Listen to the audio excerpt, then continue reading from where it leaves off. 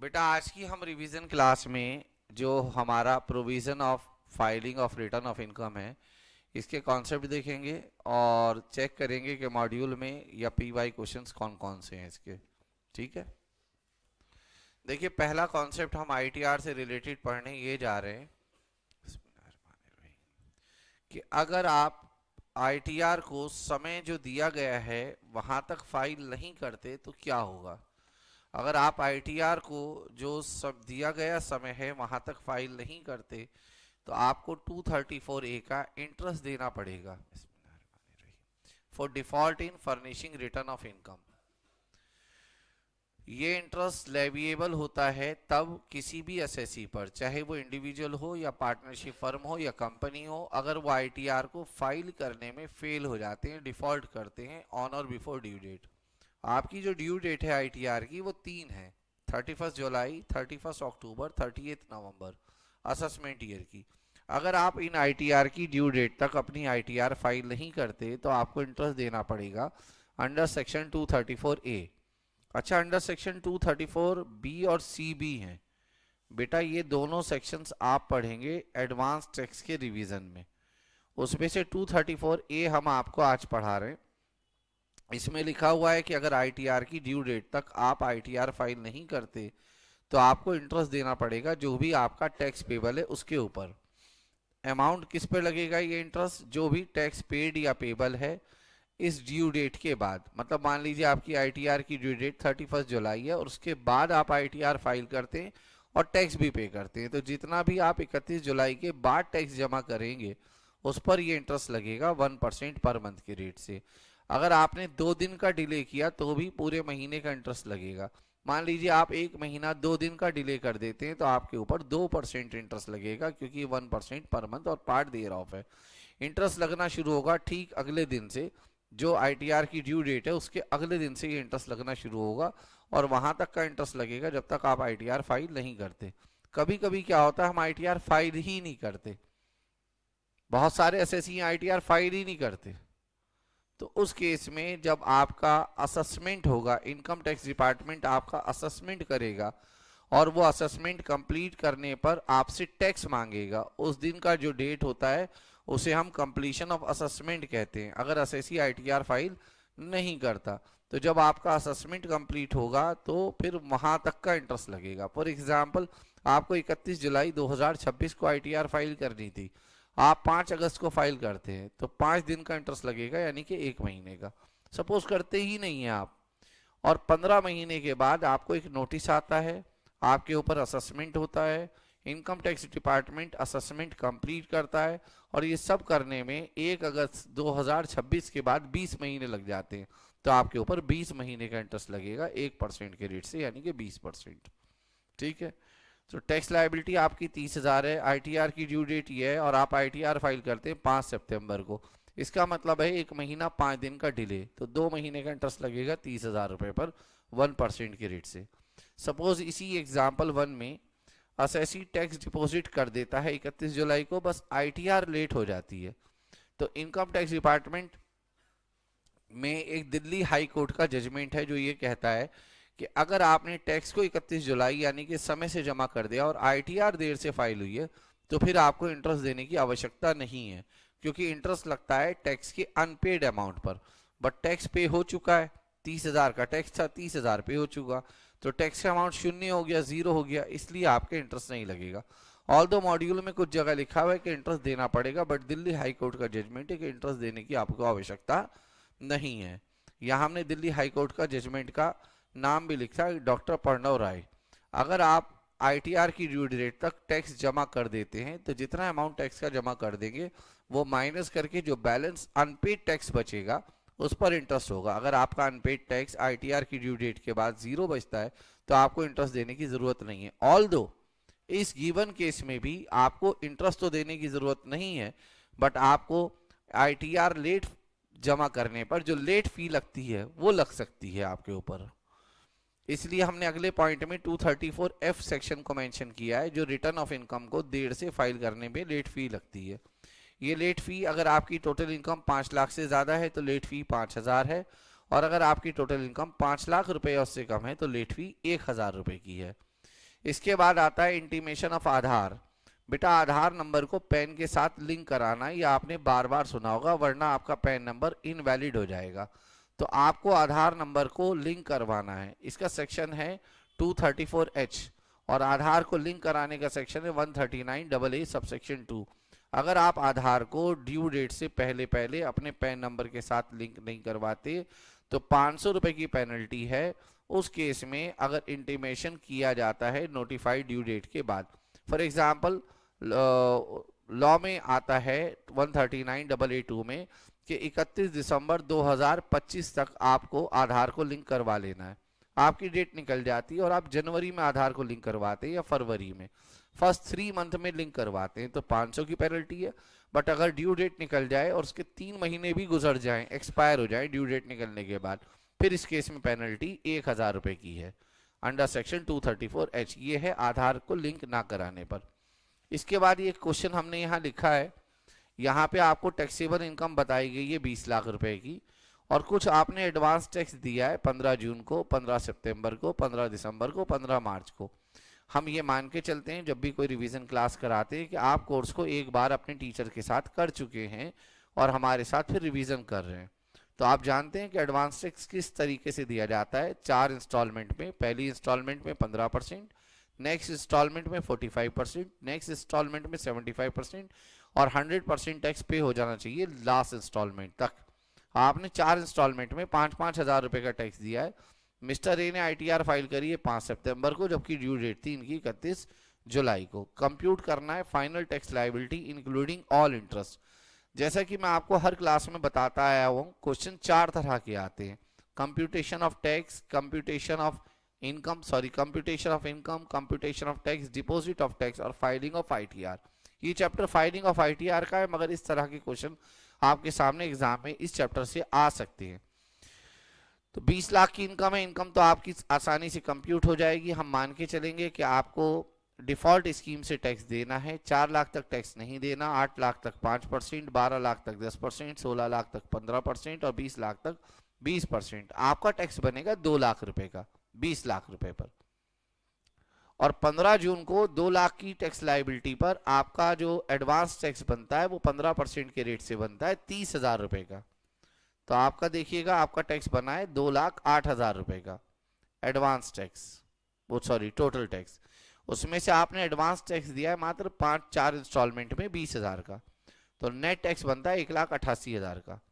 सबसे पहले आपने क्योंकि ITR को लेट फाइल करा है तो 1,88,000 रुपीज पर 2,08,000 में से 20,000 हमने माइनस कर दिए, 1,88,000 पर 1% के रेट से 2 महीने का इंटरेस्ट 3,760। साथ में क्योंकि आपकी टोटल इनकम 5 लाख से ज्यादा है इसलिए 5,000 की पेनल्टी। ये जो 234C है और 234B है इनको भी मैं बता देता हूं, ऑल्दो हम एडवांस टैक्स में इसको करेंगे। ये आपको समझ में आएगा आफ्टर एडवांस टैक्स रिवीजन, जो मैं कैलकुलेशन अभी आपको बता रहा हूं, ठीक है। इसमें हम करने वाले हैं एक वर्किंग नोट नंबर 1, जिसमें हम करेंगे किसकी कंप्यूटेशन, 234C की। अंडर सेक्शन 234C कैसे इंटरेस्ट लगता है मैं आपकी जानकारी के लिए बता रहा हूं। सबसे पहले जो 15 जून की इंस्टॉलमेंट है उसका हम निकालेंगे टैक्स लायबिलिटी कितनी बनती है। हमारा टोटल टैक्स बन रहा है 2,08,000 रुपए का। अगर हम वो ना माइनस करें, एडवांस टैक्स माइनस ना करें, 2,08,000 15 जून पर इंस्टॉलमेंट देनी होती है 15% के रेट से, उसमें से हमने दिए 5,000 रुपए, तो 2,08,000 का सारे स्टूडेंट बेटा 15% निकाल दें, कितना आएगा, जल्दी करा करें थोड़ा। उसमें से जो भी आएगा उसमें से 5,000 माइनस कर दें क्योंकि 5,000 आपने दे दिया। 26,200 आपने शॉर्ट पेमेंट की है, उस पर 1% के रेट से इंटरेस्ट लगेगा और ये इंटरेस्ट हमेशा 3 महीने का फिक्स लगता है। बताइए अमाउंट कितना आएगा, बच्चे बता रहे हैं 786 आएगा।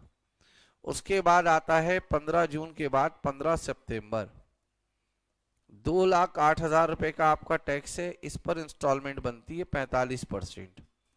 मगर इस 45% में से 5,000 इंस्टॉलमेंट नंबर 1 पे जो दिया है और 5,000 जो इंस्टॉलमेंट नंबर 2 पे दिया है, यानी कि आपने 2 इंस्टॉलमेंट में मात्र 10,000 का एडवांस टैक्स दिया है, यानी कि जितना देना चाहिए था उससे कम दिया है।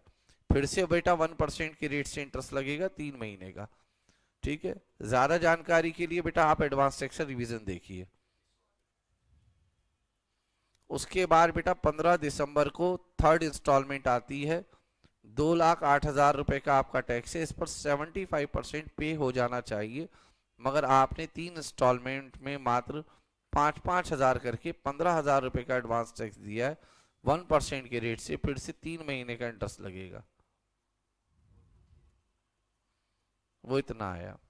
लास्ट इंस्टॉलमेंट है 15 मार्च को, 2,08,000 रुपए का पूरा बेटा 100% टैक्स जमा हो जाना चाहिए, जबकि आपने 4 इंस्टॉलमेंट में मात्र 20,000 का एडवांस टैक्स दिया है 1% के रेट से। आखिरी इंस्टॉलमेंट पे 1 ही महीने का एडवांस टैक्स इंटरेस्ट लगता है बेटा। ये हो गए हमारे इंटरेस्ट, टोटल कर दीजिए इन सबको, ये हमारा इंटरेस्ट आ गया अंडर सेक्शन 234C।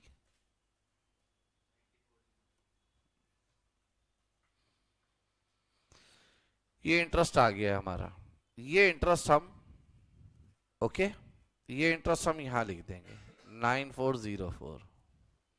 ये कैलकुलेशन आपको हमेशा एडवांस टैक्स के बाद सीखनी है, आपको कराने के लिए मैं बता रहा हूं। मैंने इवन जब पढ़ाया था तो आईटीआर का चैप्टर पहले पढ़ाया था, एडवांस टैक्स का बाद में, तो आपने देखा होगा भी मैंने ब्लैंक छोड़ रखा था इसीलिए इसको। इसके बाद आता है 234B का इंटरेस्ट। बेटा ये 234B का इंटरेस्ट किसी भी व्यक्ति पर तब लगता है जब जो उसका टैक्स बन रहा है, जो कि है 2,08,000, 2,08,000 का आप 90% निकाल लीजिए, कितना आएगा, वो आएगा 1,87,200। 90%। क्या आपने एडवांस टैक्स उतना दिया है? आपने कहा नहीं, उससे बहुत कम दिया है एडवांस टैक्स, इसलिए 234B का इंटरेस्ट आपके ऊपर लगेगा। तो 2,08,000 में से, ठीक है ना, आपने मात्र कितने का एडवांस टैक्स दे रखा है? 20,000 रुपए का।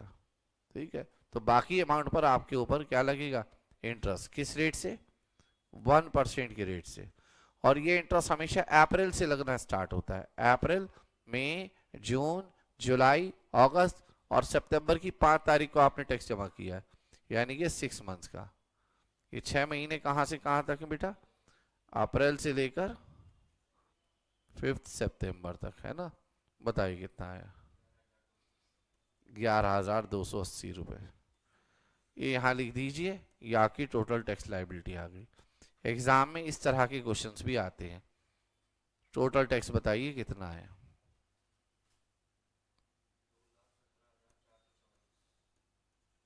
अब ये जो टैक्स आया है आपका, जिसको हम राउंड ऑफ करके 440 कर देंगे, इस टैक्स को देने के एक तो बेटा एडवांस टैक्स है जो ऑलरेडी आप माइनस कर चुके हैं, एक टीडीएस है और एक टीसीएस है। अगर टीडीएस टीसीएस भी होता तो वो भी यहीं पर पहले ही माइनस कर देते, उसके बाद उसके ऊपर इंटरेस्ट लगता है। ठीक है, टीडीएस और टीसीएस माइनस करने के बाद ये जो टैक्स बचा, जो आपका आया अभी नेट टैक्स आया 2,17,440 का टैक्स आएगा। 44 की जगह 440 देंगे राउंड ऑफ करके, नियरेस्ट मल्टीपल ऑफ 10 में टैक्स देते। बेटा ये टैक्स आपको सेल्फ असेसमेंट टैक्स कहेंगे, इसको चालान के थ्रू जमा कराना पड़ेगा।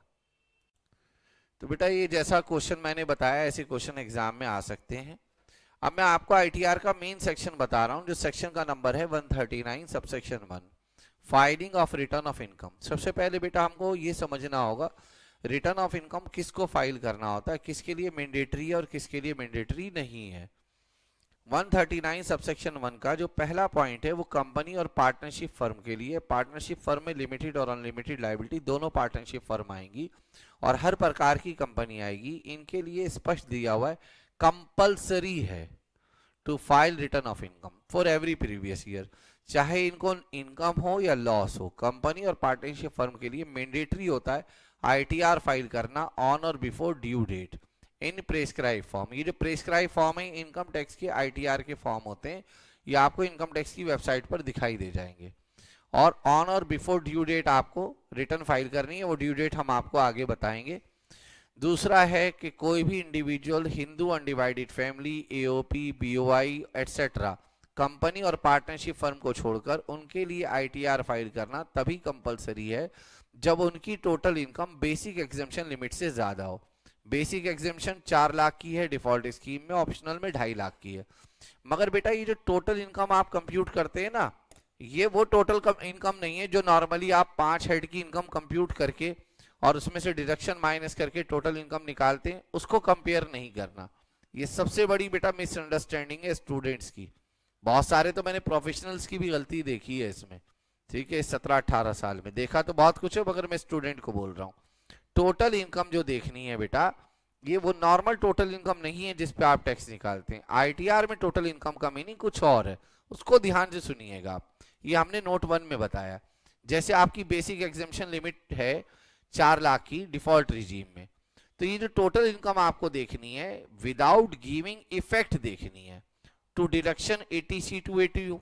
अच्छा, डिफॉल्ट स्कीम में तो एटीसी से एटीयू तक की डिडक्शन मिलती ही नहीं है, और साथ में जो एग्जेम्पशन मिलती है कैपिटल गेन के चैप्टर में, section number 54, 54 EC, 54F capital gain के रिवीजन में आप देखेंगे, ये दोनों डिडक्शन बिना लिए हुए अगर आपकी टोटल इनकम 4 लाख से ऊपर है डिफॉल्ट स्कीम में और ऑप्शनल में 2.5 लाख से ऊपर है, तो आपको आईटीआर फाइल मैंडेटरी है फाइल करना, फर्निश करना। जैसे आपकी बिजनेस इनकम 50,000 है, माइनर चाइल्ड की इनकम 2 लाख है, और माइनर चाइल्ड की इनकम आप जानते हैं पेरेंट्स की इनकम में जुड़ती है।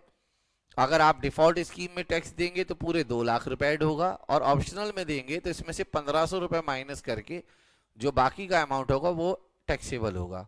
1500 की एग्जेम्पशन मिलती है डिफॉल्ट ऑप्शनल स्कीम में। चिल्ड्रन ट्यूशन फी 1.5 लाख रुपए की है। लॉन्ग टर्म कैपिटल गेन 112 है 1 लाख रुपए का, और ये 112 आया है एग्जेम्पशन को क्लेम करने के बाद। मतलब एग्जेम्पशन क्लेम करने से पहले ये long term capital gain 1 lakh नहीं था, 4 लाख था। 3 लाख की एग्जेम्पशन आपने क्लेम की है। बताना है कि मिस्टर एक्स लायबल है या नहीं, तो सबसे पहले हमें इनकी इनकम कंप्यूट करनी है। टोटल इनकम अगर देखें डिफॉल्ट स्कीम में, तो बिजनेस इनकम आपकी 50,000, लॉन्ग टर्म कैपिटल गेन आपकी 1 लाख, माइनर चाइल्ड की इनकम 2 लाख रुपए। इसमें से 1500 एग्जेम्पशन माइनस नहीं करेंगे जो डिफॉल्ट स्कीम वाली है। टोटल इनकम अगर देखा जाए 3.5 लाख रुपए, और बच्चा कहता है कि बेसिक एग्जेम्पशन सर 4 लाख से कम है, इसलिए हमें आईटीआर फाइल करना मैंडेटरी नहीं है। बेटा यहाँ पे ये 4 लाख, इसको 4 लाख नहीं देखना है आपको।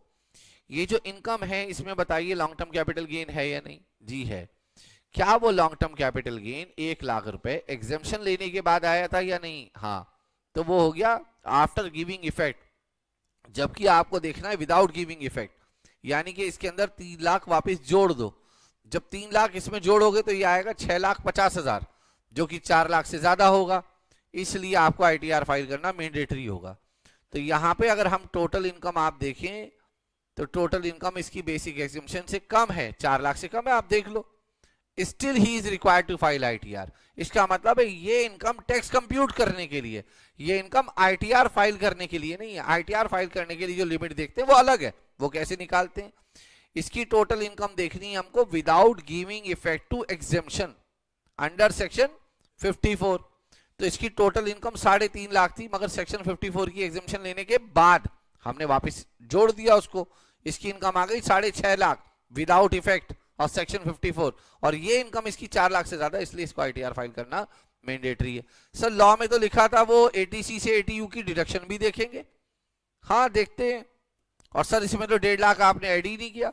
बेटा डिफॉल्ट स्कीम में क्या आपने एटीसी से एटीयू तक की डिडक्शन ली थी? यहाँ पर जब ली नहीं तो वापिस एड बैक नहीं करना। मगर ये 1 लाख रुपए आपने लिए सेक्शन नंबर 54 की एग्जेम्पशन के बाद, तो इसे आईटीआर फाइल करना मैंडेटरी है, ऑल्दो इसको टैक्स नहीं देना, क्योंकि इसकी इनकम 4 लाख रुपए से कम है, इसलिए इसको टैक्स नहीं देना। टैक्स नहीं देना फिर भी आईटीआर फाइल करना इसको मैंडेटरी है। क्लियर हो गई मेरी बात? आगे देखिए, ये तो हो गया बेसिक एग्जेम्पशन से अगर इनकम आपकी ज्यादा है without giving effect to chapter 6A deduction और सेक्शन नंबर 54 एटसेट्रा की एग्जेम्पशन देने से पहले अगर आपकी इनकम बेसिक एग्जेम्पशन से ज्यादा है तो आईटीआर फाइल करना मैंडेटरी है। तो ये क्वाइट पॉसिबल है कि आपको आईटीआर फाइल करना मैंडेटरी हो और टैक्स ना देना हो, यानी कि टैक्स देने के लिए बेसिक एग्जेम्पशन कुछ और है और आईटीआर फाइल करने के लिए बेसिक एग्जेम्पशन कुछ और है। इस बात का ख्याल रखिएगा। Individual, Hindu undivided family, AOP और बीओआई, यानी कि कंपनी और फर्म को छोड़कर। ये मैं अब वो कुछ केसेस बताने जा रहा हूं जहां इनकम देखना ही नहीं है, फिर भी आईटीआर फाइल करना है। Is required to file ITR under the following cases. कब?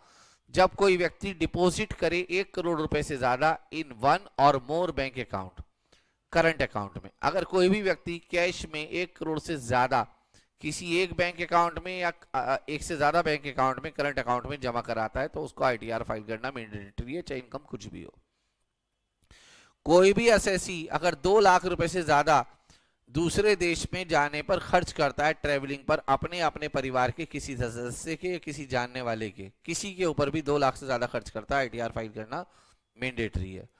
कोई भी एसएससी 1 लाख रुपए से ज्यादा इलेक्ट्रिसिटी बिल पे करता है अपने अकाउंट से, तो समझ जाओ उसको आईटीआर फाइल करना मैंडेटरी है। नंबर 4 में फिर से यही लिखा हुआ है कि अगर कोई इंडिविजुअल, एचयूएफ एटसेट्रा को आईटीआर फाइल करना है, अगर वो एसएससी कौन हो, आरओआर। ऊपर वाले में आरओआर नहीं लिखा था, ऊपर वाले में लिखा था कोई भी आप आरओआर हैं, आरएनओआर हैं, एनआरआई हैं, आपको आईटीआर फाइल करना मैंडेटरी है। ये 4 नंबर केस तब लगेगा जब आप साथ में क्या हो, आरओआर हो। आप होल्ड करते हो कोई एसेट या आपका कोई फाइनेंशियल इंटरेस्ट हो, जैसे कि सिक्योरिटी वगैरह, शेयर वगैरह, किसी ऐसी एंटिटी में जो लोकेटेड हो कहां पर, इंडिया से बाहर। आपके पास कोई एसेट तो नहीं है, फाइनेंशियल इंटरेस्ट तो नहीं है, बट आपके पास साइनिंग अथॉरिटी है किसी ऐसे अकाउंट में जो ऑफशोर अकाउंट जिसको कहते हैं, आप सुनते होंगे ऑफशोर अकाउंट, और वो लोकेटेड है आउटसाइड इंडिया। या फिर आप किसी एसेट के या फाइनेंशियल इंटरेस्ट के बेनिफिशियरी बना दिए गए जो लोकेटेड है कहां पर, आउटसाइड इंडिया। तो अगर आप ऐसे किसी प्रकार के या तो होल्ड करते हैं एसेट, या आपके पास साइनिंग अथॉरिटी है, या आप बेनिफिशियरी हैं किसी एसेट या फाइनेंशियल इंटरेस्ट के जो located outside India, you are required to file return of income, और मैंडेटरी है, कंपलसरी फाइल करना है अगर आप आरओआर हैं। अगर आप इंडिविजुअल हैं, एओपी हैं, बीओआई हैं, अदर देन कंपनी और फर्म हैं, आपको आईटीआर फाइल करना है अगर आपका टोटल सेल या रिसीव्ड 60 लाख रुपए से ज्यादा है, अगर आप बिजनेसमैन हैं। और अगर आप प्रोफेशनल हैं तो 10 लाख से ज्यादा है तो आईटीआर फाइल करना मैंडेटरी है। अगर आपका एग्रीगेट टीडीएस टीसीएस 25,000 रुपए उससे ज्यादा है तो आईटीआर फाइल करना है।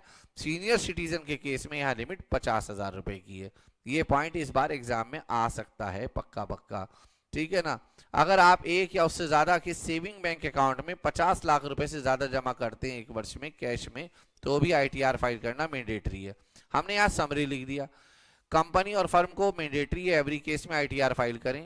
इंडिविजुअल एचयूएफ को तभी आईटीआर फाइल मैंडेटरी होगा अगर उनकी टोटल इनकम एटीसी से एटीयू और सेक्शन 54 की डिडक्शन को बिना दिए हुए उनकी इनकम बेसिक एग्जम्पशन से ज्यादा हो, या फिर टोटल इनकम बेसिक एग्जम्पशन से कम हो मगर एसएससी क्या हो, आरओआर, और उसके पास कोई एसेट हो, या फिर वो सिग्नेटरी अथॉरिटी हो या बेनिफिशियरी हो किसी एसेट में या फाइनेंशियल इंटरेस्ट में जो एसेट लोकेटेड हो कहां पर, आउटसाइड इंडिया। या फिर आपका करंट अकाउंट हो जिसमें आपने 1 करोड़ से ज्यादा जमा किए हो, फॉरेन ट्रेवल पे 2 लाख से ज्यादा खर्च किए हो, इलेक्ट्रिसिटी बिल एक वर्ष में 1 लाख से ज्यादा कर दिया हो, सेविंग अकाउंट में 50 लाख या उससे ज्यादा का डिपॉजिट किया हो, टीडीएस टीसीएस आपका 25,000 रुपए या उससे ज्यादा का डिडक्ट या कलेक्ट हुआ हो, और अगर आप सीनियर सिटीजन है तो ये लिमिट 50,000 है, फिर आपको आईटीआर फाइल करना मैंडेटरी है, ठीक है। अगर कोई इंडिविजुअल है और उसकी इनकम, बेटा याद रखिएगा, अगर उसकी इनकम बेसिक एग्जेम्पशन से ज्यादा है, ये इनकम हमेशा एटीसी से एटीयू की डिडक्शन बिना लिए देखनी है, और कैपिटल गेन में जो एग्जेम्पशन मिलती है उसको भी नहीं लेना है। अगर ले रखा है तो उसको वापस सेट बैक करो, और फिर इनकम आपकी बेसिक एग्जेम्पशन से ज्यादा है तो आपको आईटीआर फाइल करना मैंडेटरी है। तो जिनके बारे में मैंने बताया, हर एक वो पर्सन जिनके बारे में भी हमने डिस्कशन किया वो आईटीआर फाइल करेगा ऑन और before due date. Due date 3 है। सबसे पहले हम देख लेते हैं 31 अक्टूबर। हर एक कंपनी के लिए 31 अक्टूबर है ड्यू डेट, कुछ भी हो जाए कंपनी के लिए डेट 31 अक्टूबर है। हर उस व्यक्ति के लिए जिसके अकाउंट इनकम टैक्स में या किसी भी लॉ में ऑडिट होते हैं, चाहे वो कोई भी एक्ट के हिसाब से, तो अगर कोई पार्टनरशिप फर्म है, इंडिविजुअल है, एचयूएफ है, उसका इनकम टैक्स में ऑडिट हो रहा है, तो उन लोगों के लिए भी आईटीआर की ड्यू डेट 31 अक्टूबर है, ठीक है। और तीसरा, पार्टनरशिप का, फर्म का वो पार्टनर जिसकी पार्टनरशिप की जो फर्म की बुक्स हैं वो ऑडिट होती हैं, तो जो उसका पार्टनर है उसके लिए भी आईटीआर की ड्यू डेट 31 अक्टूबर है। ये प्रोविजन बस एप्लीकेबल होता है only on partner of a firm, और किसी पर एप्लीकेबल नहीं होता। मान लीजिए एचयूएफ की ऑडिट होती है तो एचयूएफ के मेंबर के लिए 31 जुलाई डेट होगी, बट अगर पार्टनरशिप फर्म की ऑडिट होती है तब पार्टनरशिप फर्म के साथ साथ उनके पार्टनर की ड्यू डेट भी 31 अक्टूबर होगी, और जिनके ऑडिट नहीं होती उनके लिए ड्यू डेट 31 जुलाई है। 30 नवंबर उन लोगों के लिए ड्यू डेट है आईटीआर की जिनको सेक्शन नंबर 92E में कोई रिपोर्ट जमा करनी होती है। इनकम टैक्स का सेक्शन है। ये सेक्शन तब लगता है जब आप इंटरनेशनल ट्रांजैक्शन करते हैं किसी अपने एसोसिएटेड एंटरप्राइज से, जैसे आपका कोई हेड ऑफिस है इंडिया के बाहर, कोई ब्रांच है, कोई सब्सिडरी कंपनी है, कोई होल्डिंग कंपनी है, आपका किसी के साथ भी कोई एसोसिएशन है, किसी ऐसी एंटिटी के साथ आप कोई ट्रांजैक्शन करते हैं तो इनकम टैक्स में एक सेक्शन है 92E, ये इंटरनेशनल ट्रांजैक्शंस पे लगता है। जो लोग ये रिपोर्ट जमा करते हैं उनके लिए ड्यू डेट है 30 नवंबर, जिनका ऑडिट होता है और कंपनी का 31 अक्टूबर, बाकी सब लोगों का 31 जुलाई। ये रिटर्न हमेशा एक फॉर्म में जमा होती है, फॉर्म ITR 1-2 इसके फॉर्म मिल जाएंगे आपको इनकम टैक्स की वेबसाइट पर, और इनको वेरीफाई किया जाएगा। वेरीफाई का मतलब है ITR के अंदर एक जगह होगी जहां पर असेसी लिखेगा I Shabez Alam son of mister ली Haider, permanent account number this hereby declared that all the particulars and information given above and below are true and correct। ठीक है, ये हम डिक्लेरेशन देंगे और वहां पे हम साइन करेंगे, उसे कहते हैं वेरीफाई करना। और सेट फोर्थ करना है वो चीजें जो भी लॉ में बताई गई हो, यानी कि आपको प्रूफ और डॉक्यूमेंट अटैच करने। प्रैक्टिकली आज की डेट में कोई भी प्रूफ और डॉक्यूमेंट अटैच नहीं होता, क्योंकि सेक्शन नंबर 139C कहता है कि आपको कोई भी डॉक्यूमेंट या प्रूफ ITR के साथ सबमिट नहीं करना है। हाँ, अगर असेसिंग ऑफिसर को जरूरत होगी तो वो आपसे मंगा सकता है बाद में नोटिस भेजकर, उसके बारे में रूल नंबर 12 सब रूल 3 है।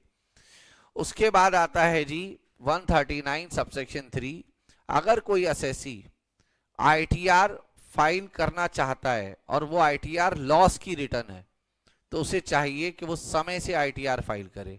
जब भी लॉस हो उसे कहते हैं return of loss. Section number 139 कहता है कि अगर आपको लॉस हुआ है तो उसके लिए आप रिटर्न फाइल करें। अगर आप रिटर्न फाइल नहीं करेंगे तो आपके कई लॉसेज हैं, कई नुकसान होंगे उससे। उसमें से एक नुकसान ये है कि आप बिजनेस का लॉस, स्पेकुलेटिव बिजनेस का लॉस, स्पेसिफाइड बिजनेस का लॉस, कैपिटल गेन के हेड का लॉस और activity of owning and maintaining resource का लॉस, ये सारे लॉस आप नेक्स्ट ईयर कैरी फॉरवर्ड नहीं कर सकते। सेट ऑफ तो कर सकते हैं, कैरी फॉरवर्ड नहीं कर सकते।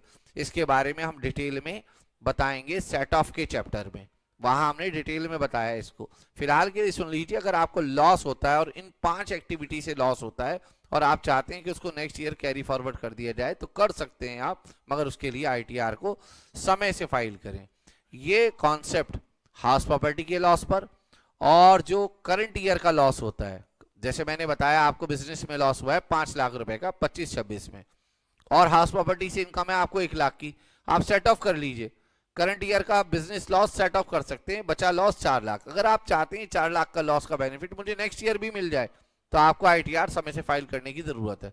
सपोज करिए आपने ITR 31 जुलाई वो डेट निकाल दी, 5 सितंबर आ गई, 5 लाख का बिजनेस का लॉस है, 1 लाख रुपए की हाउस प्रॉपर्टी की इनकम है। पहला क्वेश्चन, आपस में सेट ऑफ कर सकते हैं? नहीं, सेट ऑफ कर सकते हैं, मगर जो लॉस बचा 4 लाख का उसे कैरी फॉरवर्ड नहीं कर सकते। याद रखना ये ITR वाला जो पॉइंट है ये सेट ऑफ पर नहीं है, carry forward and set of पर है। अब सेट ऑफ और कैरी फॉरवर्ड सेट ऑफ का जो रीजन है, डिफरेंस है, वो मैं तो उम्मीद करता हूं आपको पता होगा, नहीं पता होगा तो सेट ऑफ के रिवीजन में देख लीजिएगा। अनएब्जॉर्ब डेप्रिसिएशन और अब्जॉर्ब साइंटिफिक रिसर्च और फैमिली प्लानिंग की जो कैपिटल एक्सपेंडिचर हैं इन पर भी ये कॉन्सेप्ट नहीं लगेगा, मतलब उसमें अगर ITR लेट भी हो जाएगी तो आप उनको कैरी फॉरवर्ड कर सकते हैं। लॉटरी में कोई लॉस होता नहीं है। उसके बाद आती है बिलेटेड रिटर्न। अगर रिटर्न की जो टाइम लिमिट है 31 जुलाई, 31 अक्टूबर, 31 नवंबर वो निकल जाए तो क्या उसके बाद भी ITR फाइल कर सकते हैं? हाँ, उसी को बोलते हैं बिलेटेड रिटर्न।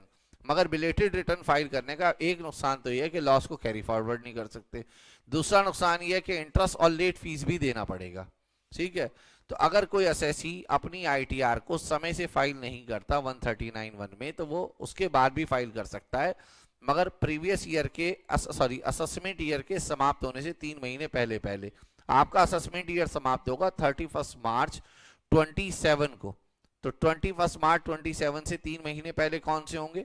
31 दिसंबर 2026, या तो वहां तक, और अगर आपके ऊपर कोई असेसमेंट चल रहा है और वो असेसमेंट इस डेट से पहले ही कंप्लीट हो जाता है, मान लीजिए असेसमेंट कंप्लीट हो जाता है आपका 15 दिसंबर 2026 को, तो फिर आपके लिए 31 दिसंबर 2026 नहीं है, बिलेटेड रिटर्न की समय सीमा 15 दिसंबर है।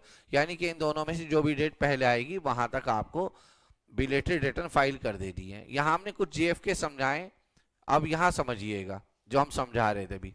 आपकी 31 जुलाई है आईटीआर फाइल करने की ड्यू डेट अंडर सेक्शन 139(1), और अगर लॉस हुआ है तो उसमें भी आपको 139(3) में भी ड्यू डेट, तो देखिए यही है।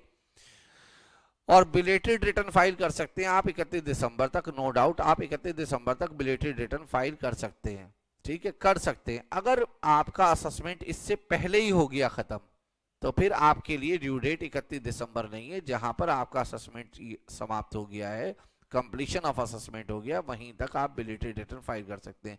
तो बिलेटेड रिटर्न कहां तक फाइल कर सकते हैं? Before expiry of 3 months from the end of the assessment year, assessment year से 3 महीने पहले जो कि 31 दिसंबर बनता है, और completion of assessment whichever is earlier. Same है रिवाइज रिटर्न। रिवाइज रिटर्न का कॉन्सेप्ट क्या है? अगर आपने मान लीजिए एक बार रिटर्न फाइल कर दी और उसमें आपको पता चला कि कोई ओमिशन, मिस्टेक या एरर हो गई है, तो क्या उसको हम दोबारा फाइल कर सकते हैं? तो जवाब है हाँ, कर सकते हैं। चाहे आपने ओरिजिनली रिटर्न समय से फाइल करी हो या ओरिजिनली रिटर्न लेट फाइल करी हो, मतलब चाहे आपने सेक्शन नंबर 139 सबसेक्शन 1 में रिटर्न फाइल करी हो या 139 सबसेक्शन 4 में लेट रिटर्न फाइल करी हो, दोनों रिटर्न आपकी रिवाइज हो सकती है, ठीक है। रिवाइज कब तक कर सकते हैं? उसके लिए भी टाइम लिमिट वही है, before 3 months prior to end of relevant assessment year और before completion of assessment whichever is earlier. आपकी ड्यू डेट थी फाइलिंग ऑफ आईटीआर की 31 जुलाई। आपके ऊपर असेसमेंट स्टार्ट हुआ, मतलब इनकम टैक्स का केस स्टार्ट हुआ 1 दिसंबर को, फर्निश किया आपने आईटीआर 1 सितंबर को, कंप्लीशन हुआ असेसमेंट 15 फरवरी को। बताइए आप कब तक अपनी रिटर्न को रिवाइज कर सकते हैं? तो आपने 15 सितंबर को रिटर्न, 1 सितंबर को रिटर्न रिवाइज की थी, इसका मतलब लेट हो गए थे आप, कोई बात नहीं। तो आपकी ड्यू डेट होगी रिटर्न रिवाइज करने की 31 दिसंबर, और completion of assessment 15 February, which ever is earlier 31 दिसंबर। यानी कि इस केस में आप रिटर्न को 31 दिसंबर तक रिवाइज कर सकते हैं, उसके बाद रिवाइज नहीं कर सकते। यहाँ पे हमने सबसे जो इंपॉर्टेंट पॉइंट मुझे लगता है पूरे आईटीआर के चैप्टर का, वो ये है अपडेटेड रिटर्न। इस पर बहुत सारे क्वेश्चन पूछे जा रहे हैं और आगे पूछे जाएंगे, एमसीक्यू में बहुत क्वेश्चन इसके ऊपर आ सकते हैं और आ रहे हैं। अपडेटेड रिटर्न सेक्शन है 139 सबसेक्शन 8A। एनी पर्सन का मतलब है individual, HUF, partnership, firm, company. Actually में जो बिलेटेड रिटर्न है या रिवाइज रिटर्न है वो 31 दिसंबर के बाद नहीं हो सकती। उसके आगे क्या होगा अगर कोई रिटर्न फाइल ना कर पाए? तो उसके पास एक मौका है रिटर्न को अपडेट करने का, जिसको हम अपडेटेड रिटर्न कहते हैं, और इसका सेक्शन है 139 सबसेक्शन 8A। सुनिएगा ध्यान से रिवीजन में, एनी पर्सन में फर्निश अपडेटेड रिटर्न, कोई भी अपनी रिटर्न को अपडेट कर सकता है विद इन 48 मंथ्स, 48 महीनों में, from and of relevant assessment year. जो भी आपका असेसमेंट ईयर है वहां के एंड से, आपका असेसमेंट ईयर समाप्त हो जाएगा 31 मार्च 2027 को, तो वहां से 8 साल 48 मंथ कहां तक बनेंगे? 31 मार्च 2031 तक, 2031 तक। तो 2031 तक आप रिटर्न फाइल कर सकते हैं, अपडेट कर सकते हैं। कब? Whether assessee filed return under 139(1), 139(4), 139(5) और नॉट। चाहे पहले आपने टाइम से रिटर्न फाइल की हो, लेट रिटर्न फाइल करी हो, या रिटर्न को रिवाइज किया हो, 139(8) का ऑप्शन सबके लिए खुला है, कोई भी अपडेट कर सकता है रिटर्न। पहली बात। कौन नहीं कर सकता? Non applicability of section 139(8)A। पहला case, if assessee filed earlier, अगर उसने पहले रिटर्न फाइल की है किसकी? लॉस की, अंडर 139 सबसेक्शन 3, वो ये रिटर्न फाइल नहीं कर सकता।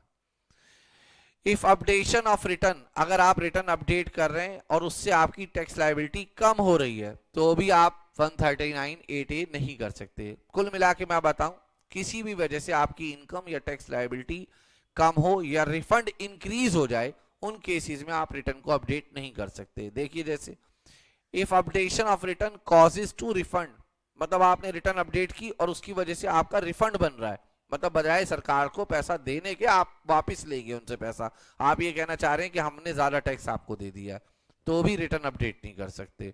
और अपडेशन ऑफ रिटर्न हो रहा है और उसकी वजह से रिफंड पहले से था, सपोज करिए 10,000 का रिफंड था मगर आपके अपडेशन की वजह से 11,000 हो रहा है रिफंड, नहीं कर सकते। सर वो जो नॉर्मली रिवाइज करते हैं रिटर्न वो कर सकते हैं, वो कर सकते हैं, अपडेट नहीं कर सकते। अपडेशन में कभी भी टैक्स लायबिलिटी कम नहीं होनी चाहिए, लॉस ज्यादा नहीं होना चाहिए, और टैक्स का रिफंड अगर पहले नहीं था तो अब बनना नहीं चाहिए, और था तो वो इंक्रीज नहीं होना चाहिए। अगर आपकी original return return of loss है और updated return return of income है, अपडेशन हो सकता है? जवाब है यस, हो सकता है, क्योंकि इसमें सरकार को टैक्स मिलेगा। जैसे ओरिजिनल रिटर्न 31 मार्च को आपने फाइल करी, ये 5 लाख का लॉस दिखाया आपने, ठीक है। अपडेटेड रिटर्न में 25 लाख की इनकम दिखा रहे हैं, तो इसका मतलब है आपने 30 लाख रुपए से इनकम को इंक्रीज कर दिया है। तो अब आप टैक्स दीजिए, पेनल्टी दीजिए, इंटरेस्ट दीजिए, रिटर्न अपडेट करिए। कैसे? Section 139(8)(a) allow for updated return allow करेगा।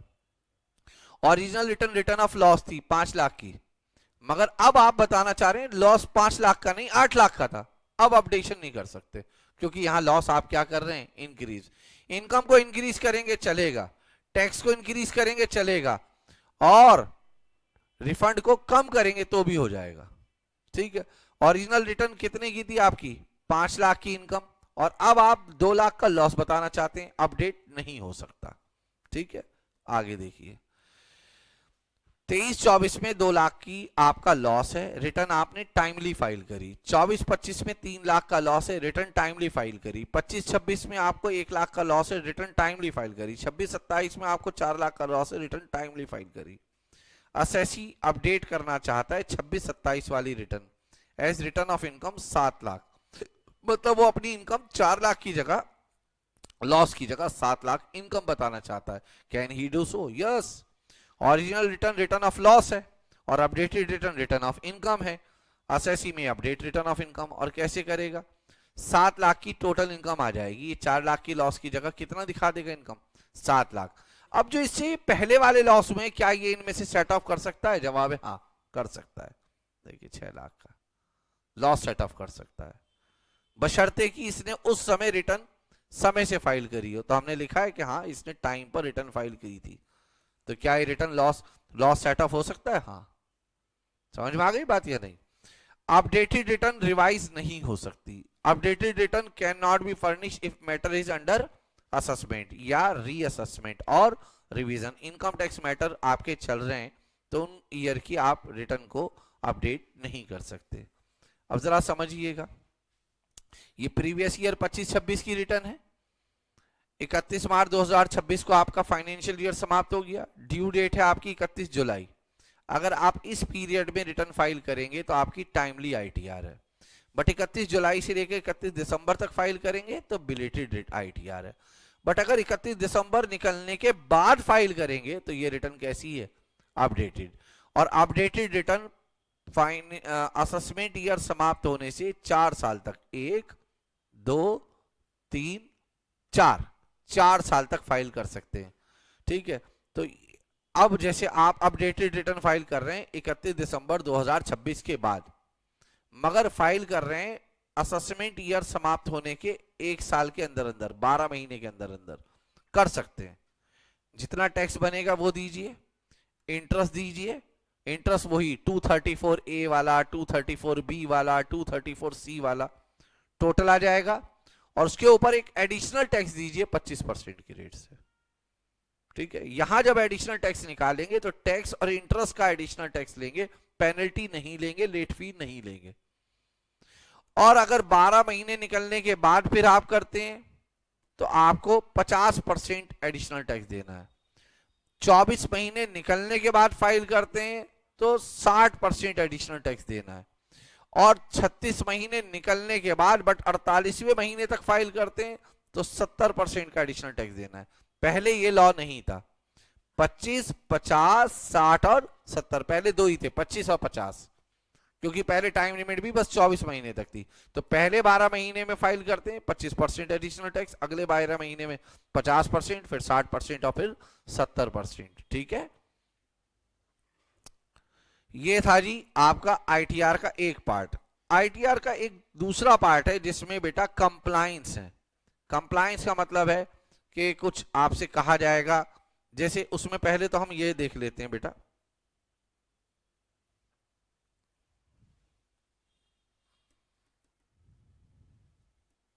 पहले तो हम ये देख लेते हैं, एक कॉन्सेप्ट है इसके अंदर डिफेक्टिव रिटर्न। डिफेक्टिव रिटर्न क्या होता है, आपने रिटर्न फाइल कर दी, सब कुछ फाइल हो गया, असेसिंग ऑफिसर ने देखा उसमें कुछ डिस्क्रिपेंसी है, कमियां हैं, वो आपको नोटिस भेजेंगे, सर ये ठीक कर दो, आप वो ठीक कर दो, डिफेक्ट खत्म। आप उस पर ध्यान ही नहीं देते, आप डिफेक्ट को with in the given time rectify नहीं करते, तो फिर माना जाएगा कि आपने रिटर्न कभी फाइल नहीं की थी, और फिर जो नॉन फाइलर के कॉन्सिक्वेंसेज होते हैं वो आपके ऊपर एप्लीकेबल होंगे। असेसिंग ऑफिसर हैज पावर, उसके पास शक्ति है, टू कॉल अपॉन असेसी, कहेगा असेसी को आ जाओ, to rectify a defective return. तो वो फिजिकली नहीं बुलाएगा, वर्चुअली बुलाएगा, कहेगा हम नोटिस भेज रहे हैं, इसके ऊपर आप एक्शन लीजिए, आप रिटर्न को रेक्टिफाई कर दीजिए, दोबारा फाइल कर दीजिए, हो जाएगा काम। If AO consider that return of income, यानी कि आईटीआर जो फर्निश की गई है by the assessee is defective, he may intimate, वो इंटीमेट करेगा असेसी को फॉर डिफेक्ट इन रिटर्न, जो भी रिटर्न में वो गलती पाएगा वो कहेगा ठीक कर दो, एंड गिव हिम अपॉर्चुनिटी, और उसको अपॉर्चुनिटी देगा to rectify the defect within a period of 15 days, 15 दिन का समय देगा, from the date of intimation, intimation, और वो डेट बता देगा कि भाई आप इस दिन तक ठीक कर दो, ये 15 दिन यहाँ पे पूरे हो जाएंगे आपके। असेसिंग ऑफिसर के पास डिस्क्रिशन है, मतलब उसको अथॉरिटी है, वो चाहे तो इस 15 दिन को बढ़ा सकता है। अगर आप 15 दिन में कोई रेक्टिफिकेशन का डिफेक्ट जो है वो रेक्टिफाई नहीं करते, ना एक्सटेंडेड पीरियड में करते, तो ये एज्यूम कर लिया जाएगा जैसे कि असेसी जो है वो फेल हो गया था रिटर्न फाइल करने में। ठीक है, मतलब माना जाएगा रिटर्न आपने फाइल की नहीं। फिर क्या होगा, defect is rectified before completion of assessment, but आपने 15 दिन तो निकल गए, एक्सटेंडेड पीरियड भी निकल गया, जो आपके ऊपर असेसमेंट चल रहा था केस, उससे पहले पहले आपने डिफेक्ट दूर कर दिया। अगर assessee, if assessee had not rectified defect within 15 days और extended period, but assessee rectified defect before completion of assessment, तो एओ कहेगा कोई बात नहीं, एओ ने पहले आपको नोटिस भेजा, 15 दिन का समय दिया, आप डिफेक्ट दूर नहीं कर पाए, आपने समय को बढ़वा लिया फिर से 15 दिन, आप तब भी दूर नहीं कर पाए, आपके ऊपर असेसमेंट स्टार्ट हो गया कि भाई आपने, फिर तो ये मान लिया जाएगा आपने आईटीआर फाइल ही नहीं करी, उसने असेसमेंट शुरू कर दिया, 3 महीने हो गए थे असेसमेंट केस चलते हुए, आपने इसी बीच में डिफेक्ट को दूर कर दिया, और जो भी टैक्स पेनल्टी बनती थी वो आपने दे दी। असेसिंग ऑफिसर कहेगा कैन कंडोन, कंडोन कहते हैं किसी चीज को माफ कर देना, ठीक है, the delay, and treat return as valid return, और उसको रिटर्न को वैलिड मान लेगा। रिटर्न को कब डिफेक्टिव माना जाता है, जो उसमें रिटर्न में एनेक्सर है, रिटर्न 18-20 पेज की होती है, कहीं कहीं रिटर्न 25-25 पेज की है, उसके जो स्टेटमेंट हैं, उसके जो कॉलम हैं, उनको आपने प्रॉपर्ली फिल नहीं किया है, इसलिए जब हम मैनुअली रिटर्न फाइल करते हैं तो जिन कॉलम में हमें कुछ नहीं लिखना होता उसे पेन से ऐसे क्रॉस कर देते हैं, और आजकल जो सॉफ्टवेयर आते हैं या यूटिलिटी होती हैं वो ऑटोमेटिकली उसको क्रॉस कर देते हैं जिन चीजों को आप ब्लैंक छोड़ते हैं। ठीक है, return of income is not accompanied by the following, return of income में कंप्यूटेशन ऑफ इनकम टैक्स ही नहीं है, आप टैक्स बता रहे हैं उसमें कंप्यूटेशन ऑफ इनकम टैक्स ही नहीं फाइल कर रहे, तो फॉर्म के अंदर प्रॉपर एक जगह होती है जिसमें आप कंप्यूटेशन ऑफ इनकम टैक्स दिखाएंगे, ऑडिट रिपोर्ट अगर आपकी ऑडिट हुई है तो वो बताएंगे, टैक्स कौन से बैंक में जमा करा है, प्रूफ ऑफ कंपलसरी डिपॉजिट, ये सब बताएंगे।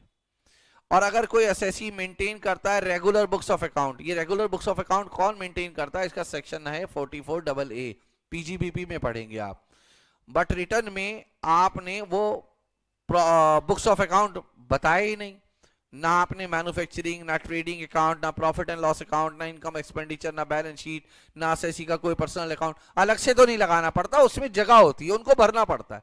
आप ऊपर तो टिक मार्क लगा रहे हो कि हम बुक्स ऑफ अकाउंट मेंटेन करते हैं, नीचे कोई डिटेल नहीं दे रहे उसकी।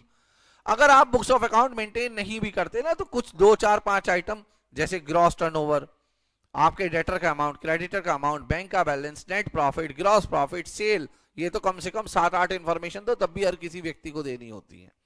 If accounts have been audited, अगर आपके ऑडिट हुए अकाउंट्स तो बताइए किसने की है ऑडिट, वो कौन सा चार्टर्ड अकाउंटेंट है, उसका मेंबरशिप नंबर क्या है, उसने ऑडिट रिपोर्ट भेजी होगी इनकम टैक्स डिपार्टमेंट में तो उसका आईडी क्या है, वो सब बताना पड़ेगा आपको। अगर नहीं आप बताते तो ये रिटर्न कैसी मानी जाएगी, डिफेक्टिव।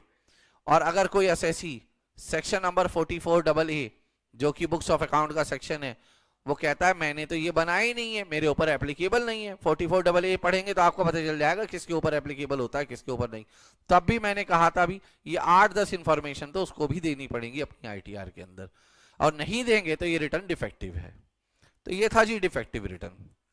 इसके बाद आता है, ये बहुत पूछा गया है अब तक, और बच्चे ना इन चैप्टर को इग्नोर करके जाते हैं, और ये फ्री के नंबर होते हैं। अभी मैं पीवाई क्वेश्चंस दिखाऊंगा आपको। सेक्शन है बेटा 139A, ये परमानेंट अकाउंट नंबर का सेक्शन है, पैन नंबर का। पर्सन, कोई भी इंडिविजुअल एचयूएफ कंपनी कोई भी रिक्वायर्ड टू अप्लाई पैन, उसको पैन नंबर अप्लाई करना है। Every person if taxable income greater than basic exemption, अगर आपकी taxable income, total income, basic exemption जो कि 4 लाख है डिफॉल्ट में और ऑप्शनल में 2.5 लाख है, उससे ज्यादा है तो आपको पैन नंबर के लिए अप्लाई कर देना है। अगर आपके पास पैन नंबर नहीं है, पता है कब तक, 31 मई ऑफ असेसमेंट ईयर। जैसे आपका प्रीवियस ईयर है 1 अप्रैल 25 से लेकर 31 मार्च 26 तक, आपने देखा यार इस वर्ष तो मैंने 4 लाख से ज्यादा पैसा कमा लिया और प्रीवियस ईयर समाप्त हो गया, तो अभी भी आपके पास 2 महीने अप्रैल और मई, उसमें पैन नंबर के लिए आप अप्लाई कर दें। नहीं करेंगे तो फिर आपको कॉन्सिक्वेंसेस का सामना करना पड़ेगा, उनको जो पेनल्टी वगैरह वो लगेंगी आपके ऊपर।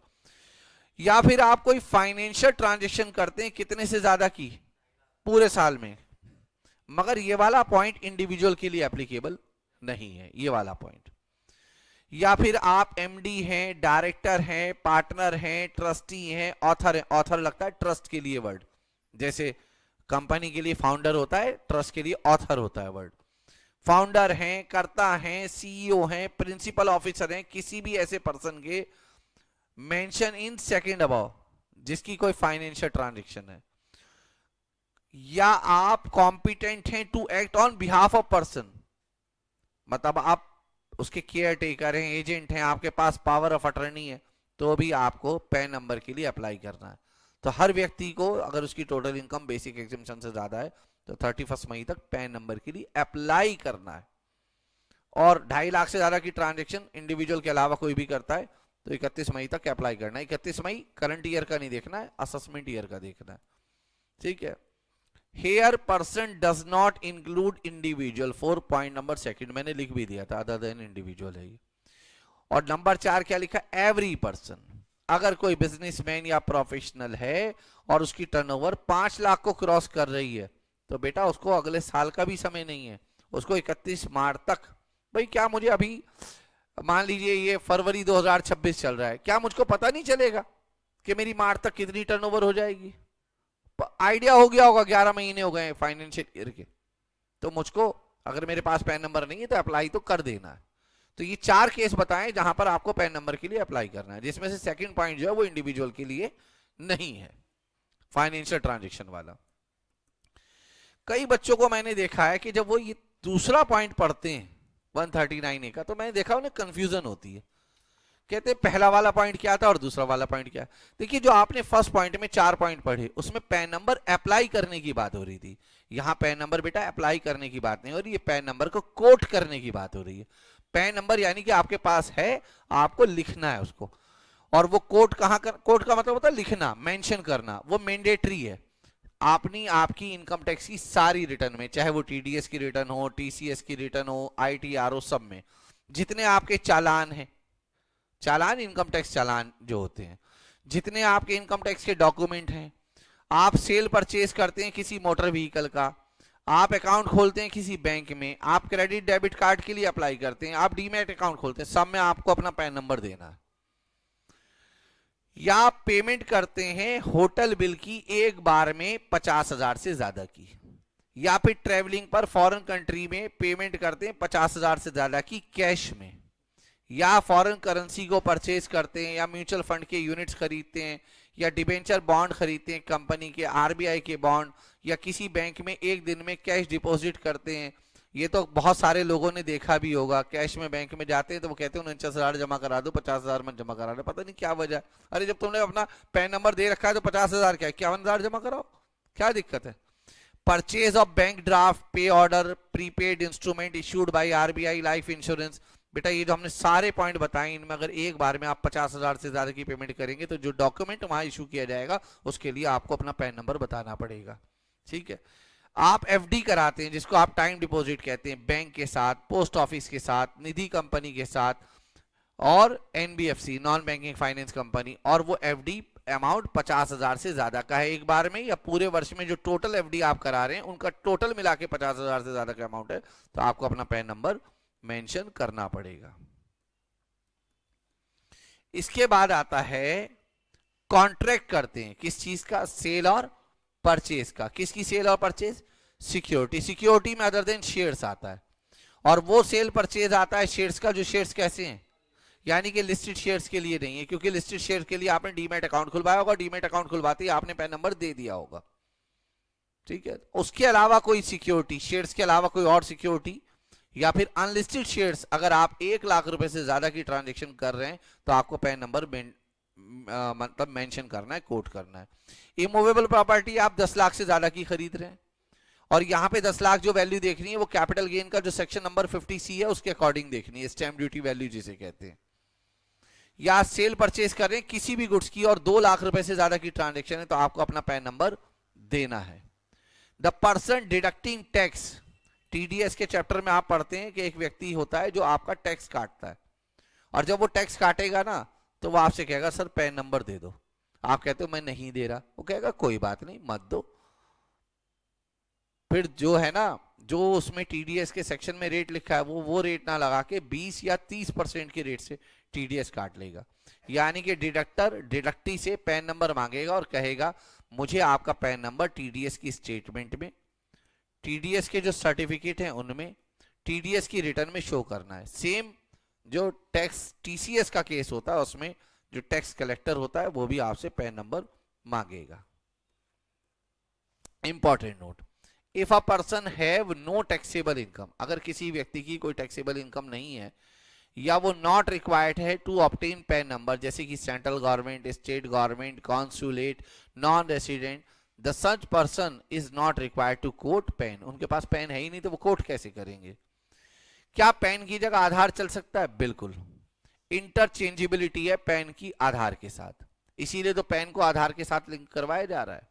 Every person who is required to furnish, intimate or quote his PAN may furnish, intimate or quote his आधार।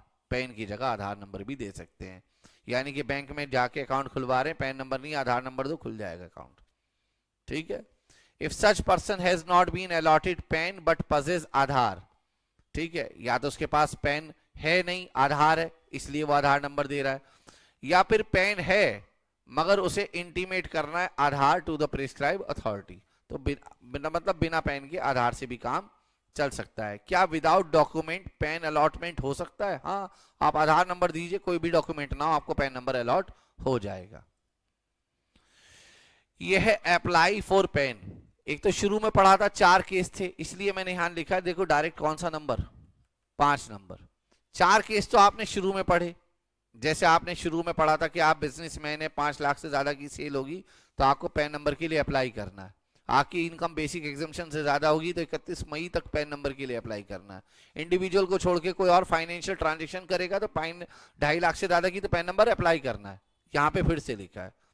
अगर आप, ये सबसे इंपॉर्टेंट पॉइंट है एग्जाम के लिए इस चैप्टर का, एक तो वो अपडेटेड रिटर्न और एक ये, अगर आप डिपॉजिट करते हैं कैश एक अकाउंट में जो बैंक से, पोस्ट ऑफिस से या किसी कोऑपरेटिव बैंक के साथ खुलवाया है, 1 वर्ष में 20 लाख या उससे ज्यादा का कैश आप जमा करते हैं तो आपको पैन नंबर अप्लाई करना है कम से कम उस ट्रांजैक्शन को करने से 7 दिन पहले पहले।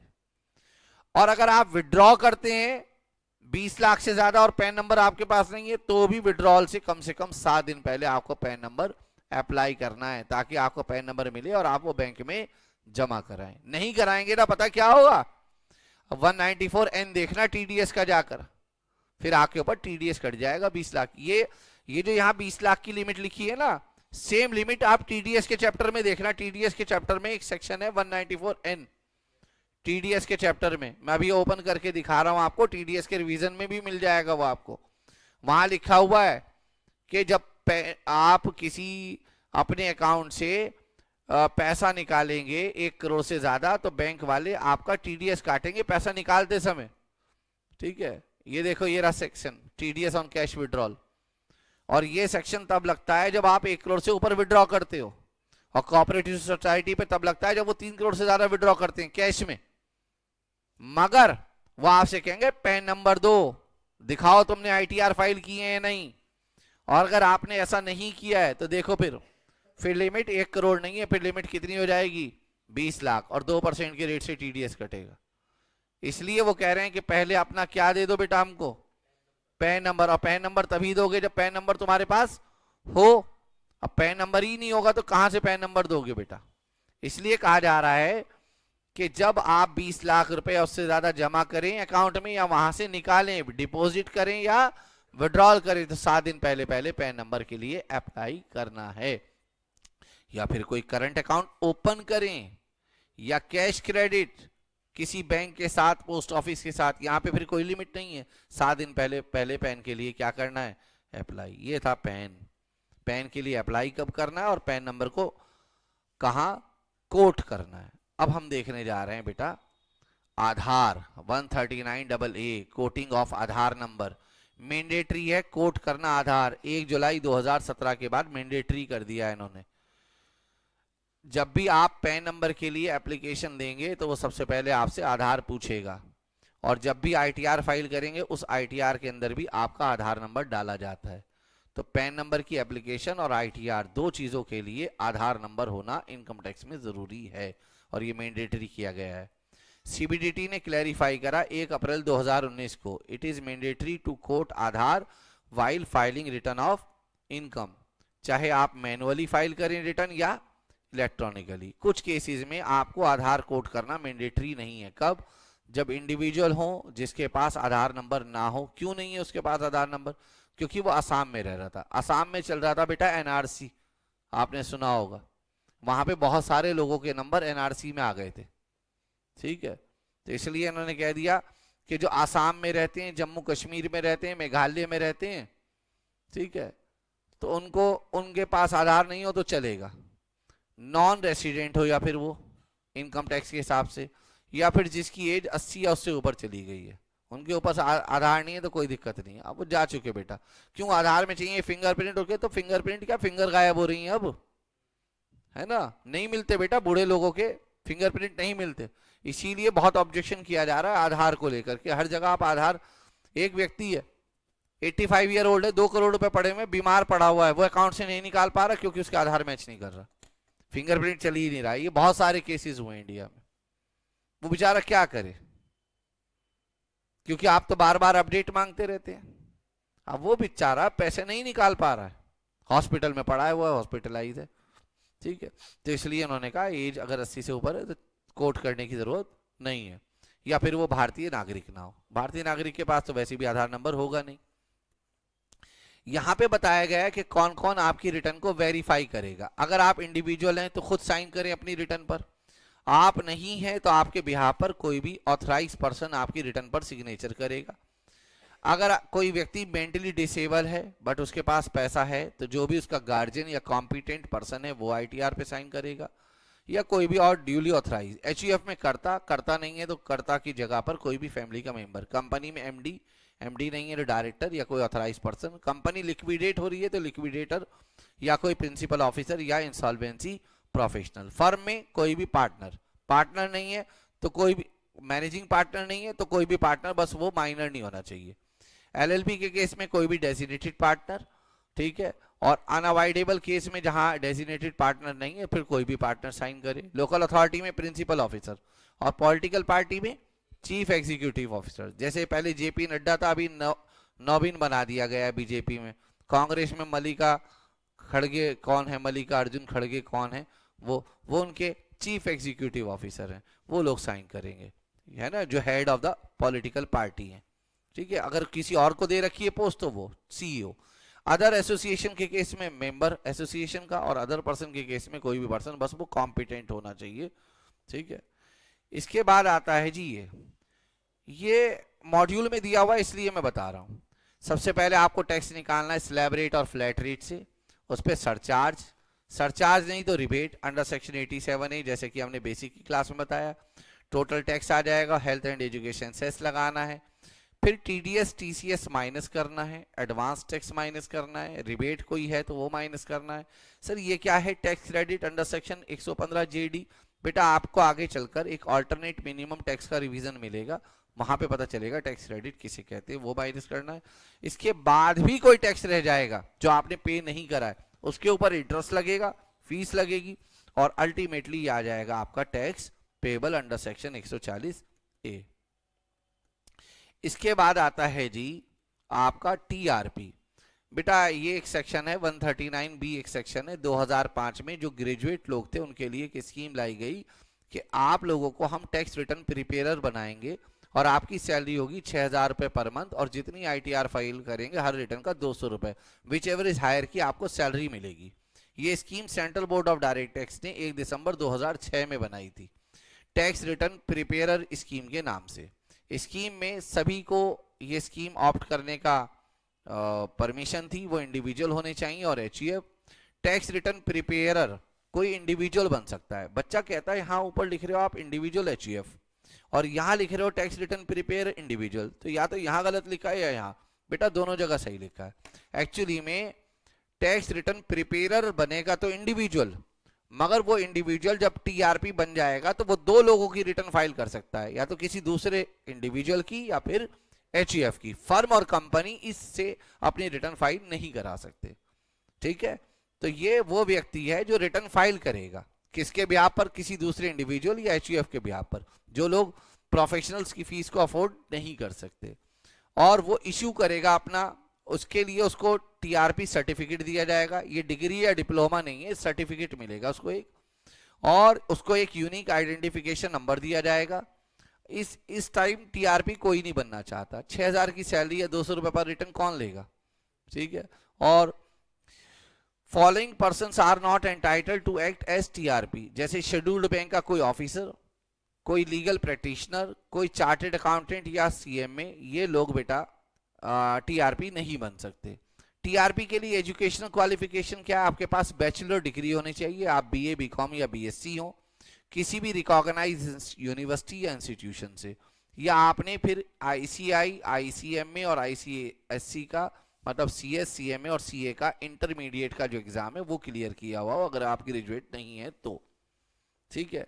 तो आप टैक्स रिटर्न प्रिपेयरर बन सकते हैं।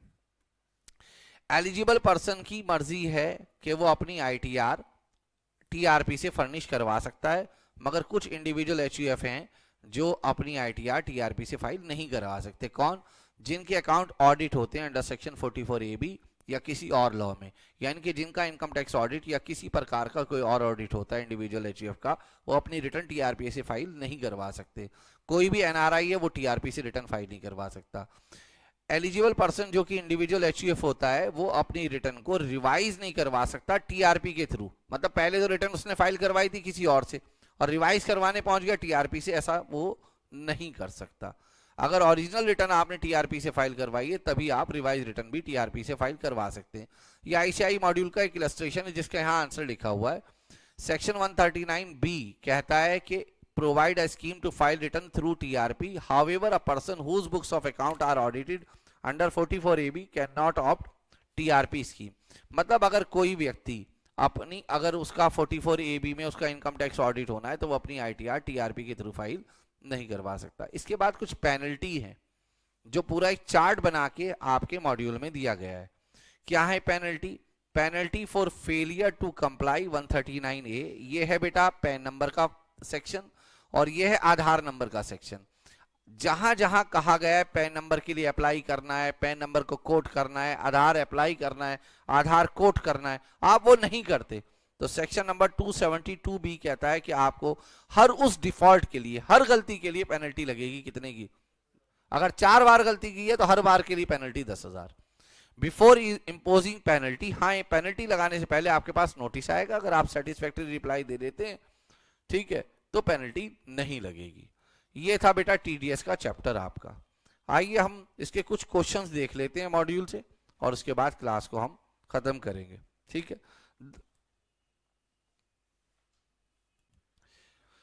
बेटा आप देखिए, जैसे मैंने आप लोगों को बार बार बताया है कि 4 तरह के क्वेश्चंस आते हैं, आप इतनी सारी रिवीजन क्लास अब तक देख चुके होंगे। Computation of income, computation of tax, deposit of tax और फाइलिंग ऑफ आईटीआर। तो देखिए ये क्वेश्चन है आपके सितंबर 2025 का क्वेश्चन है, क्वेश्चन नंबर 4 का, ये आपका बी पार्ट ऑप्शन में है।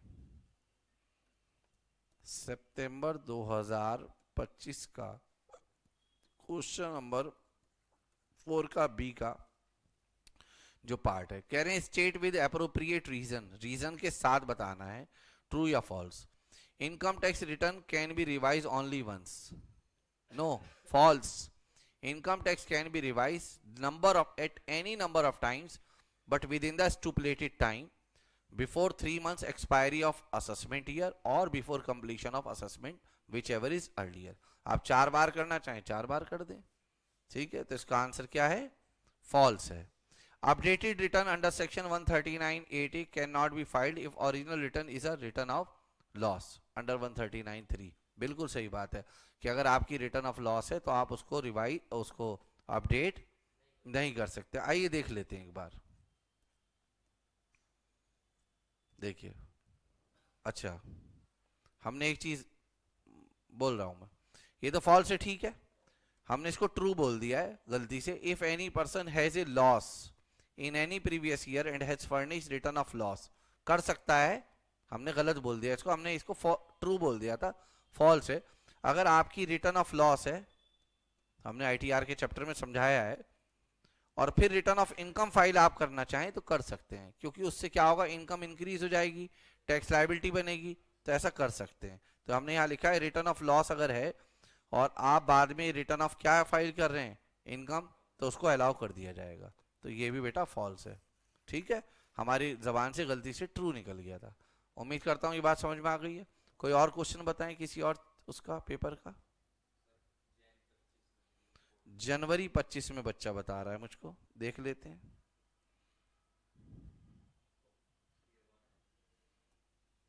जनवरी 25 में,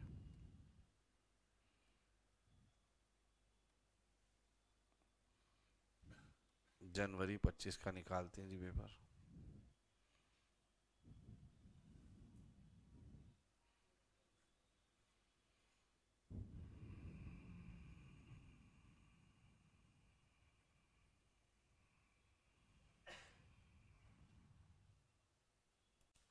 बेटा अब हम देखने जा रहे हैं जनवरी 2025 का एक क्वेश्चन, क्वेश्चन नंबर कौन सा है बेटा, 4th का बी है, 4th का बी है।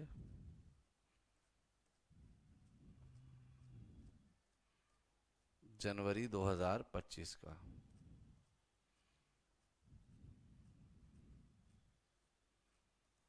ये। अच्छा, जैसा मैंने बताया भी है, आप बार बार चेक करना, 4 ही पार्ट में पेपर बटा हुआ मिलेगा। जब हम बाद में पूरा पीवाई क्वेश्चन देखेंगे तो तब भी मैं आपको इस बात पर ध्यान दिलाऊंगा। देखिए फिलहाल यहां देखिए क्या कह रहा है, कॉन्सिक्वेंस बताओ non filing return of loss के इन टाइम। तो पहला कॉन्सिक्वेंस तो यही है कि जो लॉस आपके हुए हैं उनको कैरी फॉरवर्ड और सेट ऑफ नहीं कर सकते। एक कॉन्सिक्वेंस ये है कि बेटा आपके ऊपर पेनल्टी लगेंगी, इंटरेस्ट लगेंगे, इतना भी लिख दें आपको नंबर मिल जाएंगे। विच और all person required to mandatory file return of loss as per section 80। बेटा जिनका पीजीबीपी का लॉस हो, कैपिटल गेन का लॉस हो, activity of owning and maintaining race horse का लॉस हो, उनके लिए मैंडेटरी है कि वो रिटर्न फाइल करें, ठीक है। बिलेटेड रिटर्न क्या होती है और कब फाइल की जाती है? बिलेटेड रिटर्न वो है जो ड्यू डेट के बाद फाइल हो, और इसको before expiry of 3 months before the expiry of assessment year और before completion of assessment whichever is earlier तक फाइल करते हैं। बताइए non applicability of updated return क्या है? आज ही बताइए ये सारी बातें मैंने आपको, ये वही क्वेश्चंस हैं जो हमने आज आपसे डिस्कस किए। सबसे पहले कह रहा है बताइए सेक्शन 80 के अनुसार कौन लोग रिटर्न ऑफ लॉस फाइल करते हैं, जिसका बिजनेस लॉस हो, स्पेकुलेशन लॉस, बिल्कुल यही लैंग्वेज आपको नोट्स में दिखाई भी है हमने, स्पेकुलेशन लॉस हो, लॉस फ्रॉम स्पेसिफाइड बिजनेस हो, loss under head capital gain हो।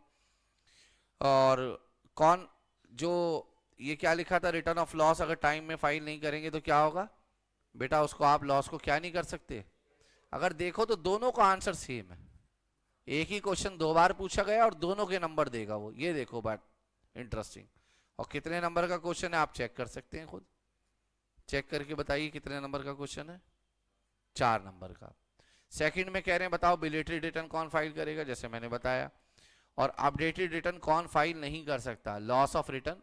बेटा याद रखना लॉस की रिटर्न फाइल नहीं कर सकते, अगर आपने पहले लॉस की रिटर्न फाइल करी थी और अब आप रिटर्न ऑफ इनकम फाइल कर रहे हो तो कर सकते हैं, मगर अब आप अपडेटेड में लॉस बताना चाहते हो तो वो नहीं बता सकते। ठीक है, बात समझ में आ रही है, जिससे भी आपकी इनकम टैक्स लायबिलिटी कम हो जाए, रिफंड ऑफ टैक्स ज्यादा हो जाए या आपकी इनकम कम हो जाए, बेटा ऐसी जगह पर आप नहीं कर सकते। जैसे टोटल टैक्स लायबिलिटी कम हो रही है, रिफंड आपका इंक्रीज हो रहा है या रिफंड निकल रहा है, तो ऐसे केस में आप अपडेटेड रिटर्न फाइल नहीं कर सकते। ठीक है, आसान है क्वेश्चन। और बताइए और कौन से पेपर का क्वेश्चन देखें, जनवरी 25, सितंबर 25 और मई 25 भी तो होगा, मई 25 भी देख लेते हैं। इसका भी 4B है, तो एक तो इशारा मिल रहा है कि फोर्थ का बी जो होता है वो ITR वाले चैप्टर का होता है, और 4 नंबर का क्वेश्चन आता है और इजी क्वेश्चन आता है, आपको पता होना चाहिए। ठीक है, अभी तक तो कोई ऐसा क्वेश्चन नहीं आया ना कि जो हमारे नोट्स में ना हो। ठीक है, आइए फोर्थ का बी देख लेते हैं फिर से। ये है बेटा कौन से चैप्टर उसका पेपर का क्वेश्चन, मई 25 का क्वेश्चन, फोर्थ का फिर से देखते हैं। ये देखिए, state person who are required to apply for allotment of PAN under 139A, बताओ किसको अप्लाई करना है, आज ही बताया मैंने आपको। जिनकी बेसिक एग्जामिशन से ज़्यादा इनकम हो, financial transaction other than individual 2.5 lakh से ज़्यादा करते हो, MD CEO डायरेक्टर हो, इनको 31 मई तक फाइल करना है। और जिनकी टर्नओवर बिजनेसमैन की या प्रोफेशनल की 5 लाख से ज़्यादा हो रही है उनको 31 मार्च तक।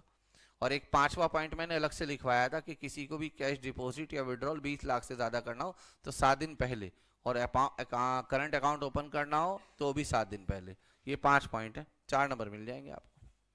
यहाँ अप्लाई करने के लिए बात कर रहा है, कोट करने के लिए नहीं। और फिर कहता है स्पेसिफाई करो वो डॉक्यूमेंट जहां आपको कोट करना है, क्या नंबर, और दोनों में से एक क्वेश्चन करना है। 1 करोड़ वाली बात जो हमने बोली थी वो करंट अकाउंट में 1 करोड़ वाली बात 139 सबसेक्शन 1 ITR फाइल करने के लिए थी। ठीक है, और वहां पे सेविंग बैंक अकाउंट के लिए लिमिट 50 लाख थी। ठीक है, तो बच्चा पूछ रहा था 1 करोड़ वाली बात कहाँ बोली गई थी इस चैप्टर में, तो हमने कहा करंट अकाउंट के लिए 1 करोड़ रुपए से ज़्यादा अगर जमा करते हैं तो आपकी इनकम चाहे कुछ भी हो 139(1) में आपके लिए ITR फाइल करना मैंडेटरी होता है। उसका इन सेक्शन से कोई लेना देना नहीं था। बेटा बात समझ में आ गई, ठीक है।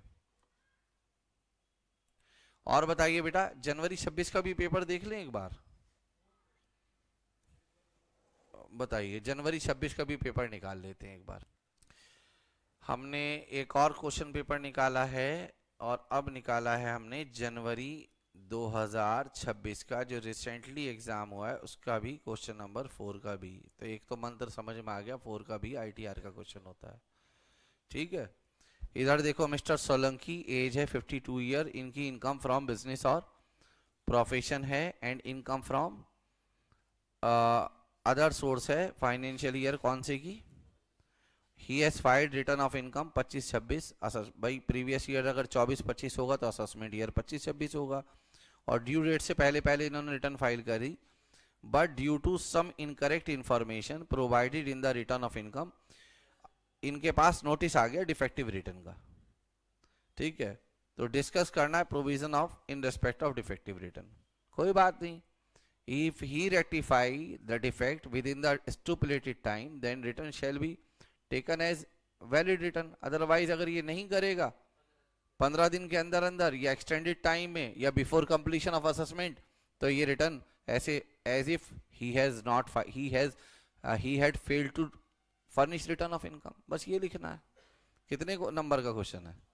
4 नंबर का। बोलो बेटा, लिख पाओगे?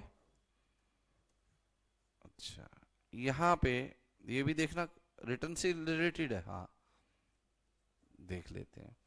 Examine whether with the reason following statement are true और false with regarded to provision of income tax act. तो पहले तो हम देख लेते हैं ये वाली बात।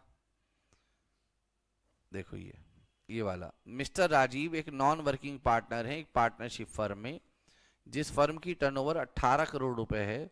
इनका बुक्स ऑफ अकाउंट ऑडिट होता है अंडर 44AB 2025 में। Due date of filing of return of income 31 जुलाई है मिस्टर राजीव की। राजीव कौन से पार्टनर है?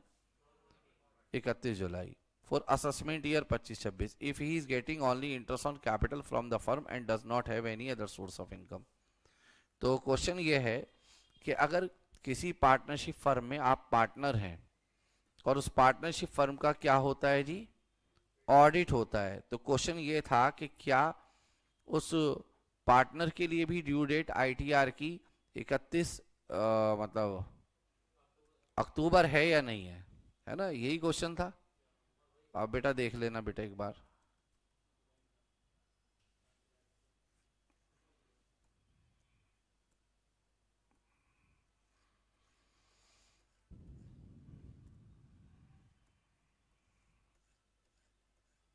यहां लिखा हुआ है a partner of a firm whose account are required to be audited, this provision applicable only on.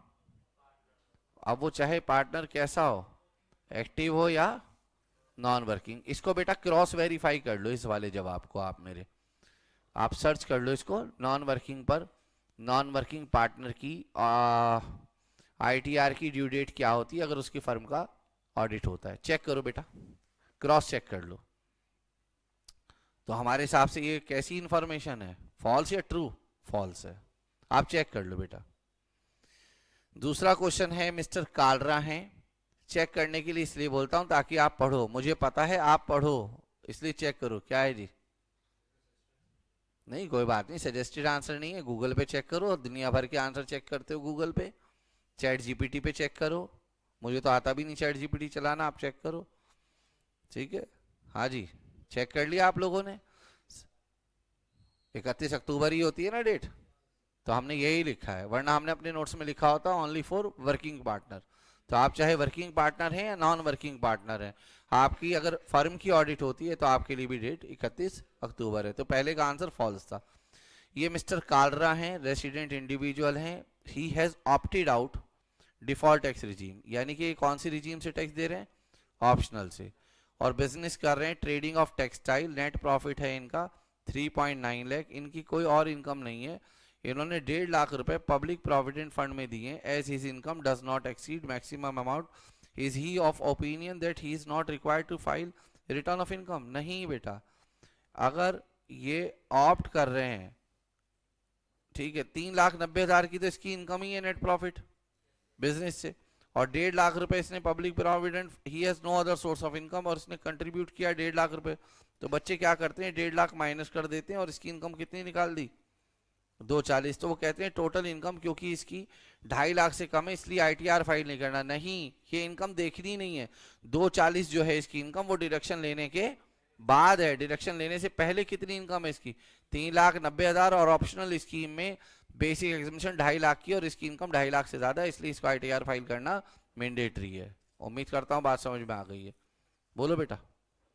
ठीक है, आज के लिए इतना ही। बाकी क्वेश्चन आप देखते रहिए, नेक्स्ट क्लास में मुलाकात करेंगे, तब तक के लिए बाय।